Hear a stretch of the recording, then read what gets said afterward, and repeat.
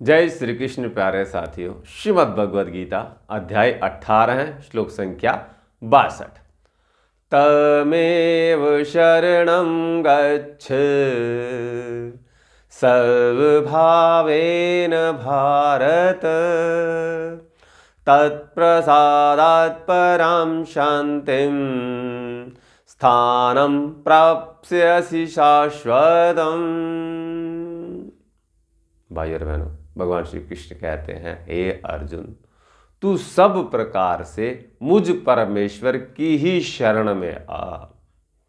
मतलब सब प्रकार से का मतलब है साथियों, हर प्रकार के जो भाव होते हैं किसी भी जीव के अंदर, चाहे वो लज्जा के हैं, मान के हैं, बढ़ाई के हैं, घमंड के हैं, अहंकार के हैं, मान अपमान के हैं, भगवान कहते हैं इन सब प्रकार के भावों को छोड़कर तू मेरी शरण में आ जा। उसका फल क्या होगा साथियों?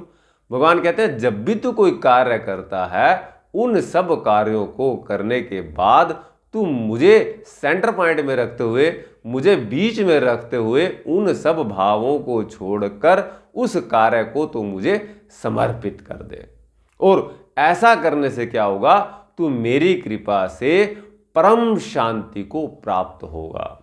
साथियों, शांत रहने का सबसे बड़ा तरीका क्या है? भगवान श्री कृष्ण हमें समझाते हैं।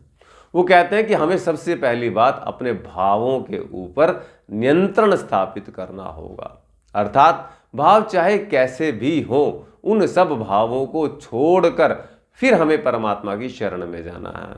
साथियों, कई बार हम विचलित हो जाते हैं किसी भी प्रकार के मान से, अपमान से, लज्जा से, बड़ाई से। मतलब कोई हमारी प्रशंसा कर देता है तो हम फूल जाते हैं, कोई हमारी निंदा कर देता है तो हम परेशान हो जाते हैं। तो भगवान कहना चाहते हैं, अर्जुन, इन सब भावों को छोड़कर तू मेरी शरण में आ जा।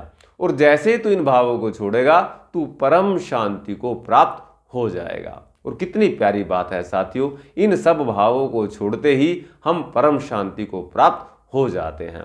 साथियों, शांत तो हम पहले से ही हैं, पर ये जो दोष आ जाते हैं बीच में, इन सब दोषों की वजह से हम अशांत हो जाते हैं। और कृष्ण कहते हैं, अशांतस्सह कुतः सुखम। अशांत को सुख कहां से मिल सकता है?